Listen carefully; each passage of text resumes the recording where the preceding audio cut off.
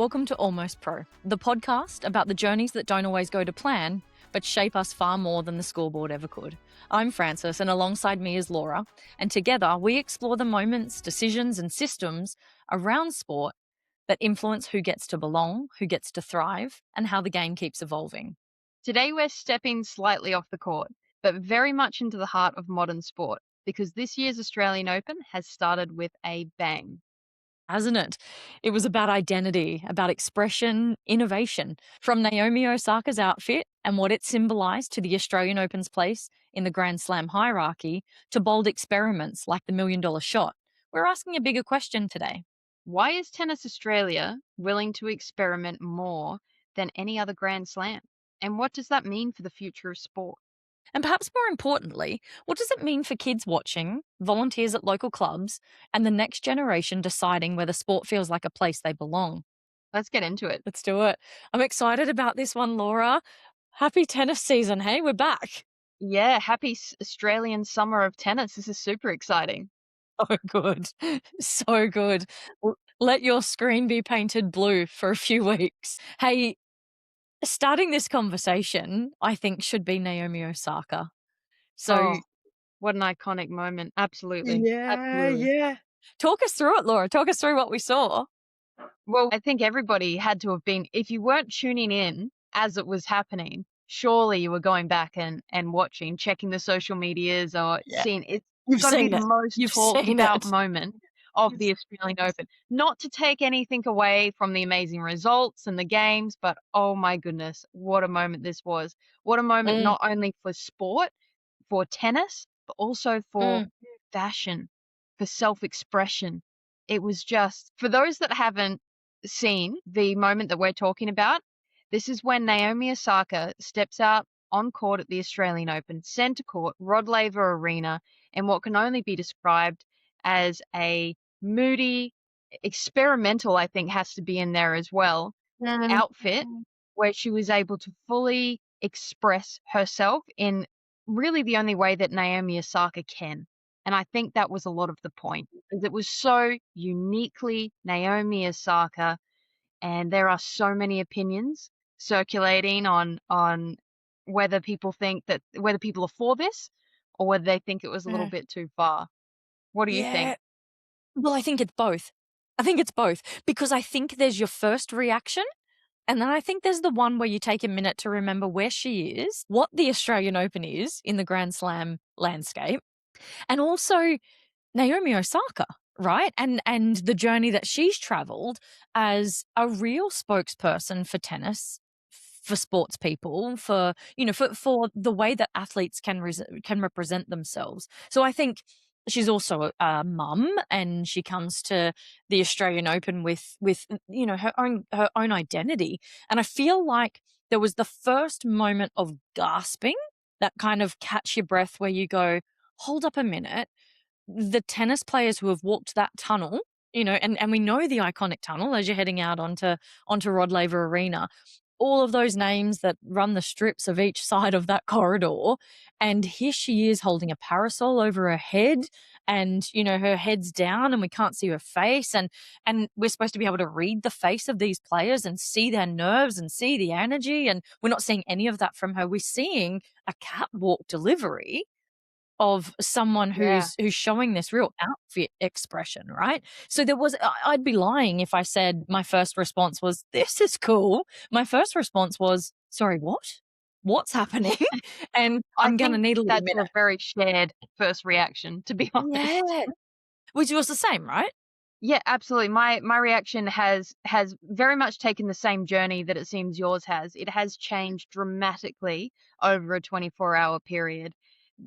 Being what I would only describe as a tennis purist, for the love of the traditions of the sport and for the love of sport, this was so far out of anything I expected that it definitely took me by surprise, and my opinion on it has definitely changed.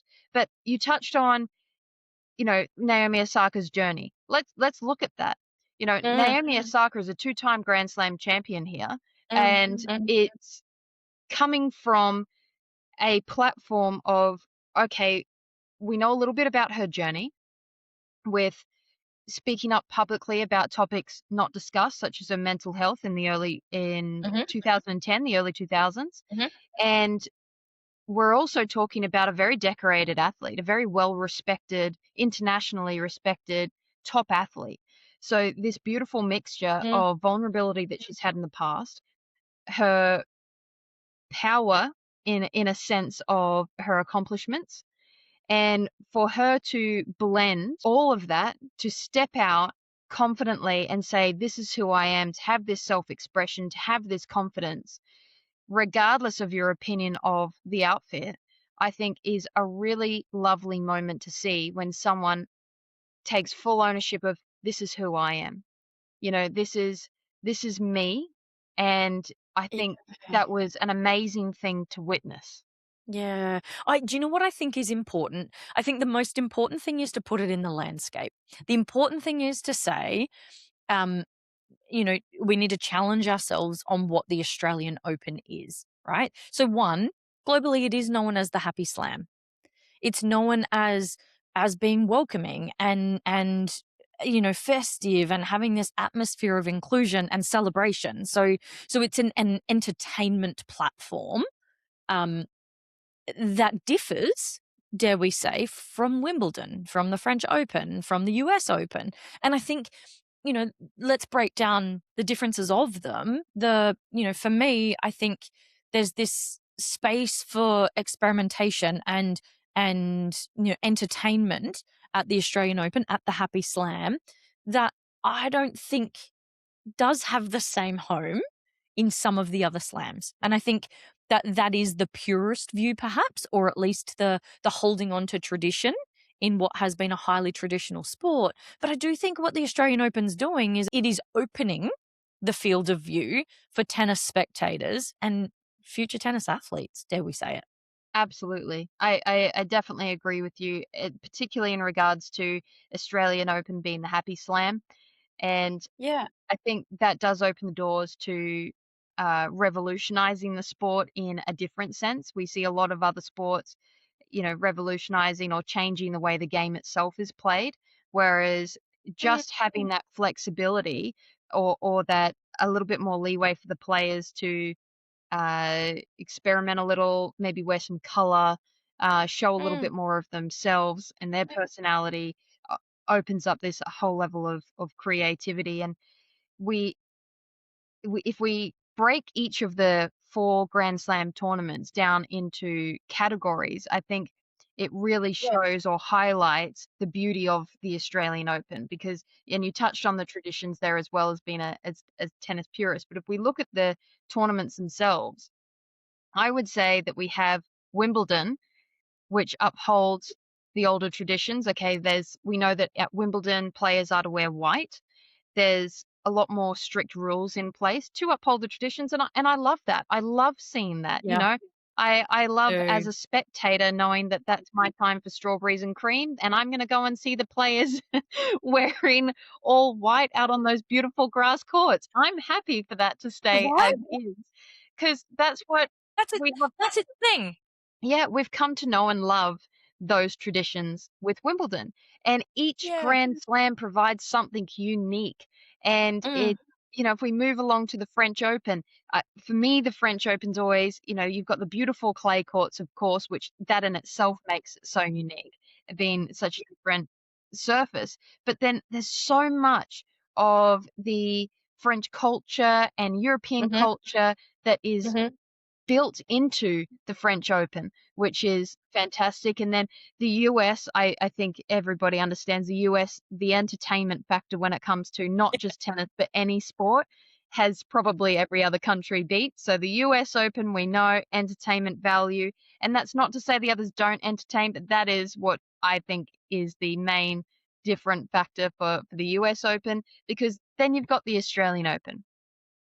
It's full of color, just like the US Open. It's entertaining in a different way, just like the US Open. However, being able to have players step out on court, just like Naomi Osaka did, with this level of creativity that they are allowed to display, is so uniquely the Australian Open. It fits right Yeah. in. everything that the Australian Open stands for and being the Yep. happy slam. Full expression, Couldn't full agree more. clarity, fully backing yourself, show yourself we're all Yep. here. Yeah, I think it's a beautiful thing Yep. to witness. Yep. I couldn't agree more. And I think not only because it's the happy slam, but I think of the slams, if there were a space for this style of innovation, and I say that with the lens of we're talking about introducing fashion as an entertainment avenue at sport, right? Yeah, So we're colliding the two worlds, but we're also broadening our spectator base. We're broadening the reasons why people might engage with tennis when we start to see the likes of Naomi's entrance. I also think, though, if anyone's going to do it, it probably needs to be the Australian Open. It needs to be the Australian Open because geography forces innovation on the Australian Open, right? In Australia, we are separated um, in distance from Europe and America, where the other slams are. We're in a really difficult broadcasting time zone, and it's a long and expensive journey, yeah, So if we're not giving people reasons to be here, they're not here. And I think exactly. broadening those avenues and look, I've got to say, for Tennis Australia, they've done this well.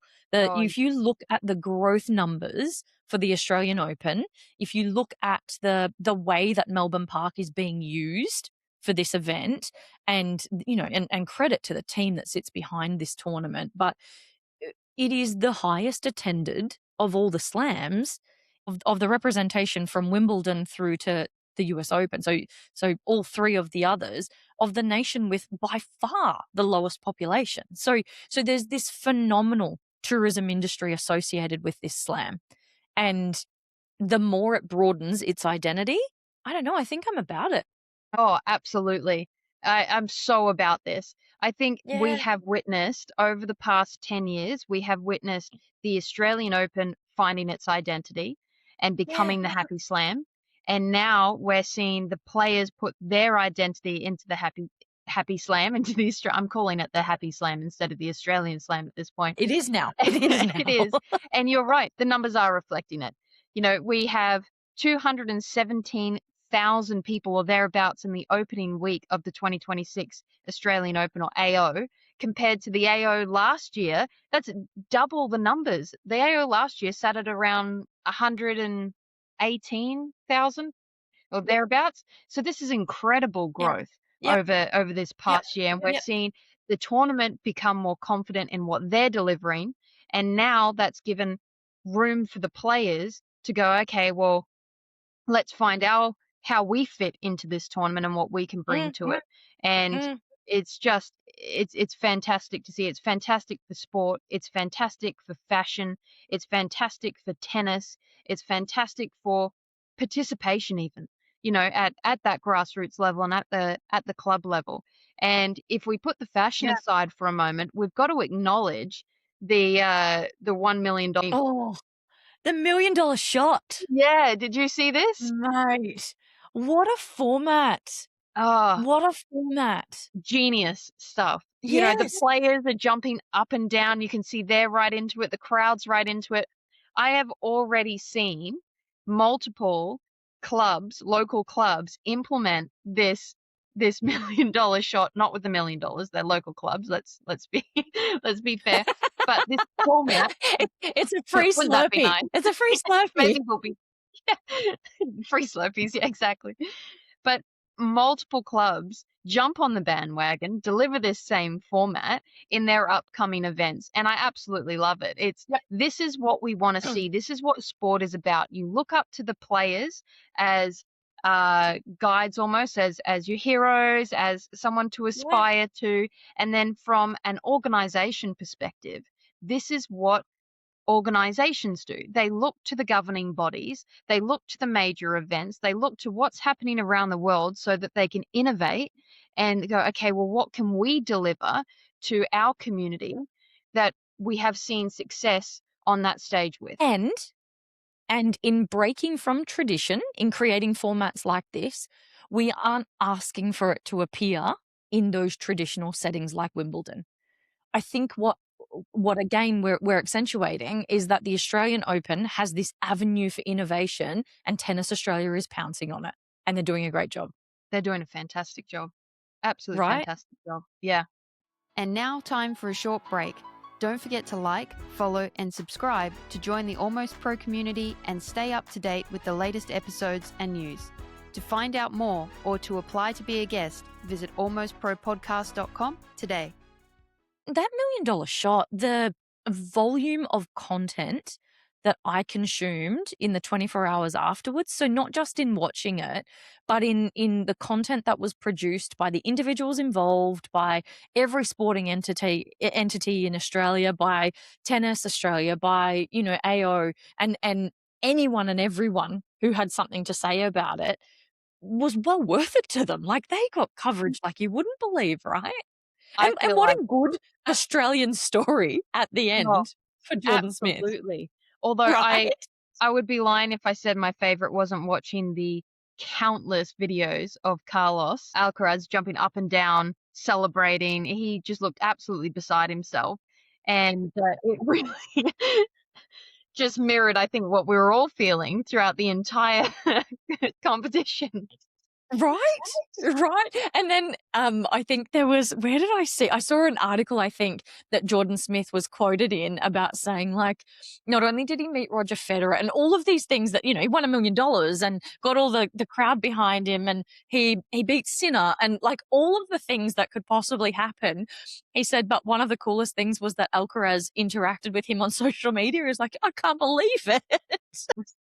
I feel like I need to pause here and just say to anybody listening, if you have not seen these things, jump on social media. We're not saying you have to sit down and watch all of the AO, but this goes beyond tennis. And that is why it is so great that this is happening to the sport, is because it does not matter if you watch tennis or not. It doesn't matter if you're an avid football fan. The elements of fashion, the elements of entertainment, they extend past the sport, which is Yeah. so unique and such a great thing to see from tennis and come out of tennis.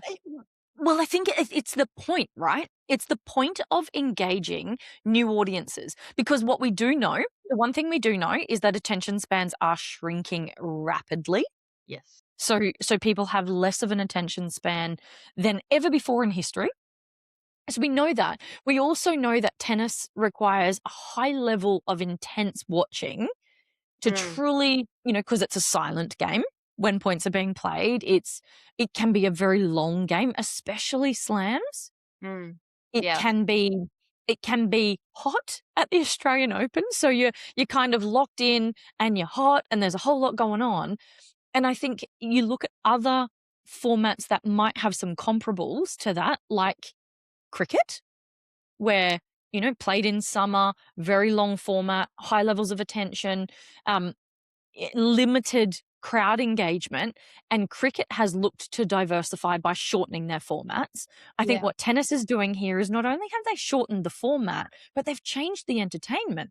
They've changed it from a sporting spectacle to a highly engaged entertainment spectacle, still using sport as its base. Well, that's a really good point there, because they've provided an avenue to retain audiences for the short format, like the $1 million shot. Yeah. But the actual tournament itself hasn't changed structure. This is the key thing, is this is what other sports aren't doing. We acknowledge that there is a decline in viewership in cricket and in some other sports. And so therefore they're having to change the format to look to that being the solution. And what tennis has done has thought so outside the box and gone, okay, well, we're going to keep the game as it is. What can we add to the game to also meet the needs of this audience? This is what makes this even more remarkable, is they've gone, so true. now they're capturing this new audience for the $1 million shot who might go, you know what, I might check out Sinner's game. I might check out this other player's game. Oh, I like that, what that person's wearing. I might watch their game, and they increase viewership, and which will in turn, over time, hopefully increase participation, which is something different to what we're seeing from cricket and other sports. And I think Yeah. So true. And I think the ability to hear on court conversation Yes. in spaces like Million Dollar Shot, where we're actually learning a little about the players, and tennis doesn't give you much of that. What it tends to focus on is when things are going wrong for a player. Yeah, That's when we it's true. see the most of a tennis player's personality. We don't get a mic'd up version. You know, we don't get the version where we can hear what's coming from unless it's loud and they're yelling it, at which point we're zooming in going, "Oh, they might have lost their cool here."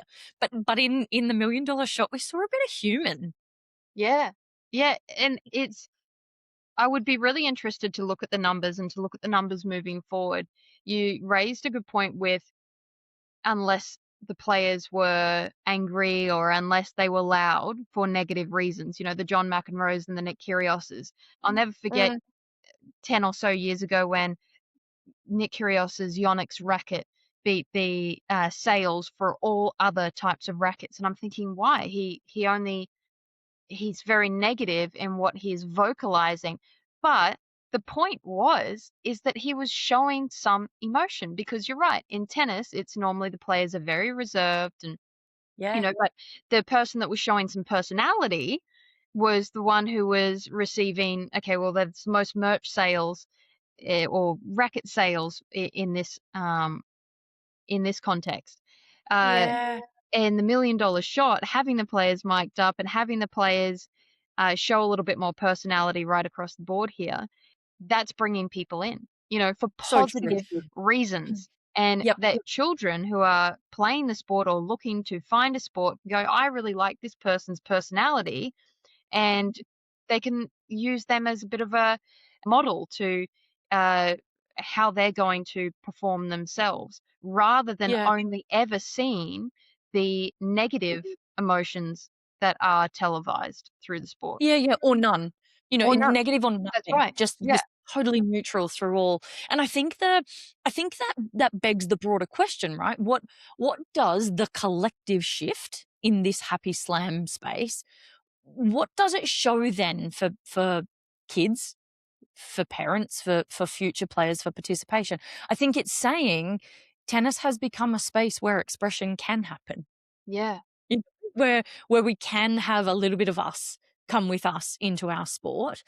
And other sports do it differently. I think, you look at women's football and they'll wear different colored ribbons in their hair if that's how they Yes. want some sense of expression. I think tennis has definitely been in outfits, but I do think there's a level of outfit moderation based on performance, based on expectations, and based on sponsorship, quite frankly. What are you allowed to wear that has the logo that's needed? And until you're in a position to influence that, as Naomi Osaka has shown, until you're influencing that, you're wearing whatever the line is. And we see, over the years, we've seen multiple players wearing the same or similar outfits because they're sponsored by the same logo, by the same company. So this is kind of showing this sense of allowing expression for individuals in the sport. It's showing something that looks a little more diverse in the way that people present and show up. It's suggesting perhaps that we can be a bit joyful in competition at the elite level, that there can be this place for joy, and maybe that we can celebrate participation. There's a celebratory concept in the Yeah. way that Million Dollar Shot and Naomi's outfit and the happy slam more generally, the way that we're embracing that is suggesting, maybe kids and parents can start looking to tennis in a slightly different light than perhaps the more staid version of tennis that we've seen for a long time. Yeah, I'm so excited to see the flow-on effect, as I mentioned, that this is going to have for local clubs, the whole community culture, Yeah. volunteers even. Um, I think it's fantastic, and I think we're in a turning point here with the sport. And I'll be really interested to see as well other sports start to bring some of this creativity into the space and Mm, start to go, okay, well, what other formats can we bring in to run in conjunction with what we're currently offering that can yeah. grow our audience. And I think the statement that you make there of "in conjunction" is the real correction point, right? Which says the slam still runs. All of those games still happen. The format hasn't changed. It's not about shifting prize money. It's not about shifting purpose. Tennis is still tennis. There are still rules for spectators as there are rules for players, and none of that is being asked to change. But as you said earlier, what they've added is so shifting. It's such a change. And it's, it begs, I guess, in some ways, the bigger question around, what is the future for slams? What is the future for tennis? But I think importantly, you know, is this about, is it okay to protect some tradition and allow a separation for others? Or have we just upset a whole pile of tennis traditionalists? I think it's a bit of both. Mm, I think mm, there's going to be I think there's going to be people on both sides there, which is good. That's what you want as well. You want it to be part of the conversation. You want it to be debated, and I'd be really interested to see how, like I mentioned, other sports, how they react, and potentially even other Grand Slams. Do they adopt this same format, and what do mhm. they do? I would say there is an opening that's been created, and that at no point could Naomi Osaka have made that walk without the permission of Tennis Australia. So, so there is an embracing that's taking place at the Happy Slam that says not only is it okay, but expression is good, is accepted. It's part of how we're willing to identify. I think the takeaway for Tennis Australia is if you want to run the comparison of the 4 slams, Tennis Australia is experimenting more because it can. It's younger and has fewer traditions. It must because of geography, because of, the conversation we had before about travel time and cost and separation globally, but also because it understands that the commodity it's holding on to is more than sport, and that entertainment is what more and more people are signing up for as they're watching sport. Absolutely. And it's important to acknowledge here that Tennis Australia have done this so well in this tournament that for the first time ever, the Australian Open actually had to stop entries because they had exceeded the limit of ground passes for at certain times. The negative feedback that I have seen so far has been on queues and long wait times as the Australian Open manages the somewhat unexpected growth. And Mhm. if that's the issues, then you're doing something right. Yeah. Yeah, I totally agree. I think the Australian Open is creating its identity. And if that is continuing to evolve from one year to the next in the way that it embraces that growth and, it creates different entertainment opportunities, and the center of it is still those athletes on the court producing quality tennis outcomes, I think it has its own home that doesn't affect the way the other 3 slams operate, and I'm all for it. Yeah. Likewise. Totally agree. Yeah, so good. Well, we've talked about innovation in sport, and it is easy to focus on the spectacle, the outfits and the entertainers, and boy does the Australian Open pull some phenomenal music gigs, some excellent performers, and they have big ideas, and they plan year round, and they're doing a phenomenal job. But underneath all of that is the influence they're creating. Absolutely. Because beneath it all, elite sport doesn't just entertain, it sets the tone. It creates permission, it quietly tells people who sport is for and how you're allowed to show up in it. Yeah, yeah. And it's not trying to be Wimbledon. And maybe that's the point, right? It's experimenting because it can, because it has to, and because the future of sport isn't tradition alone. Absolutely. If this episode sparks something for you, share it, send it to a coach, a parent, or a young athlete navigating their own sporting identity. I've loved this chat, and I love the Australian Open, and honestly, we have no affiliations with the tournament whatsoever. We're both just passionate about what they're delivering and the innovation that comes through sport that can change landscapes for grassroots. So this has been a really important conversation for us, and if you've never been to the Australian Open, don't let those cues scare you. Join in. It is a phenomenal event. And importantly, if you're enjoying these conversations and enjoying Almost Pro, make sure you follow along because the stories behind the game matter to us just as much as the game does itself. Thanks for listening, everyone. And Australian Open, if you're listening, we're happy to do this show from there next year. Sure. Happy tennis season, everyone. We'll see you next week.